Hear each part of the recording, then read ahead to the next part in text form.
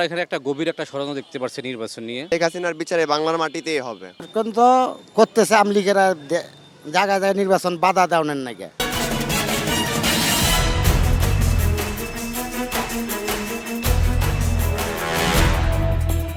দর্শক শুভেচ্ছা। ক্ষমতা নাকি জনতা, আপনি কোন পক্ষে? আমি কিন্তু সাধারণ জনগণের মতামত শুনতে আজকে এসেছি রাজধানীর মতিঝিল এলাকায়। আমি আসিফ সুমিত, একুশে টেলিভিশনের নিয়মিত আয়োজন জনতার কথা অনুষ্ঠানে শুনবো সাধারণ মানুষের মতামত। শুরুতেই একটি প্রসঙ্গ উল্লেখ করতে চাই। তো আমরা দেখতে পাচ্ছি যে খুব সম্প্রতি প্রধান উপদেষ্টার কার্যালয় থেকে প্রেস সচিব নানা সময় বলছেন যে যত ধরনের ষড়যন্ত্রই হোক, বিশ্বের কোনো শক্তি মূলত 2025-এর ফেব্রুয়ারিতে নির্বাচন আটকাতে পারবে না। আদতেও কোনো ধরনের নির্বাচন নিয়ে ষড়যন্ত্র হচ্ছে কিনা, সাধারণ মানুষ এ ধরনের কোনো চক্রান্ত দেখছেন কিনা?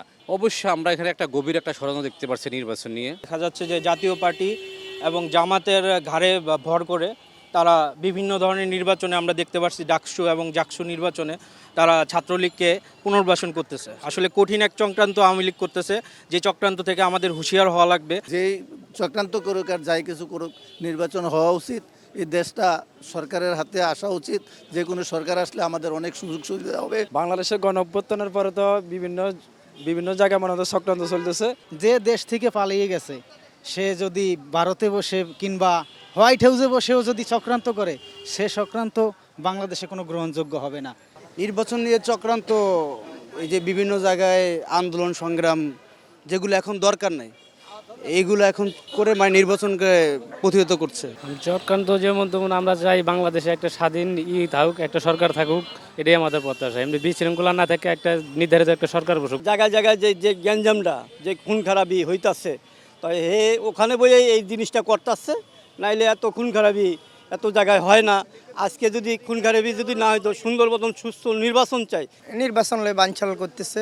নির্বাচনী হয়তো ভারত কিছু চক্রান্ত করতেছে যাতে নির্বাচন বানচাল করার জন্য, যাতে নির্বাচন না হয়, এবং আওয়ামী লীগ এটার ব্যাপারে কিছু মিছিল মিটিং করিয়া যাতে এটার বাধাবিঘ্ন সৃষ্টি করার চেষ্টা করতেছে তারা। এখন তো করতেছে আমলিগেরা জায়গায় জায়গায় নির্বাচন বাধা দেওয়ার নাকি।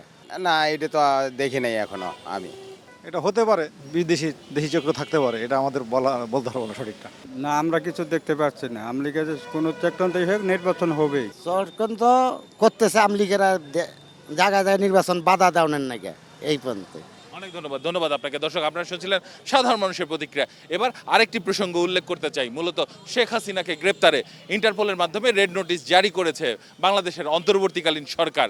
মূলত রেড নোটিশ জারি করা হয়েছে, এই বিষয়টি আমাদের প্রতিবেশী দেশ ভারত কি দেখতে পাচ্ছে না? তাহলে শেখ হাসিনা সেখানে কিভাবে আছে, সাধারণ মানুষের কাছ থেকে জেনে নেব বিষয়টি।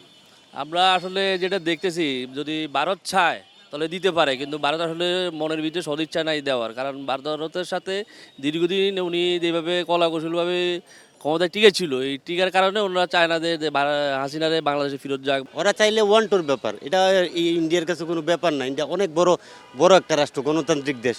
বলে মুখে বলে, কিন্তু কাজে করে না। কাজে কর্মে বাংলাদেশের প্রত্যেকটা জায়গায় ওরা বাংলাদেশের নিচু দেখা, নিচু স্থানে দেখা।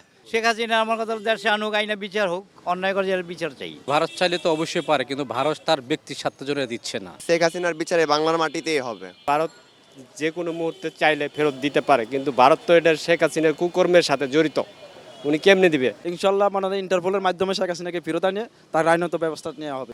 আইনের ব্যবস্থা, আইনে যদি করে তাহলে অবশ্যই ফেরত দিতে পারে। ভারত অবশ্যই পারে, কিন্তু ভারত চাচ্ছে না ফেরত দিতে। শেখ হাসিনাকে চাইলেই ফেরত দিতে পারে, কিন্তু আইনের আওতা আনা হোক। আমরা চাই তাদের একটা বিচার হোক। পারে, অবশ্যই পারে, কিন্তু দিতেছে না কেন? নিশ্চয়ই তাদের স্বার্থ আছে, তাদের স্বার্থ ছাড়া তো তারা দিতেছে না। এই যে মনে করো। অনেক ধন্যবাদ আপনাকে। দর্শক, আপনারা শুনছিলেন সাধারণ মানুষের প্রতিক্রিয়া।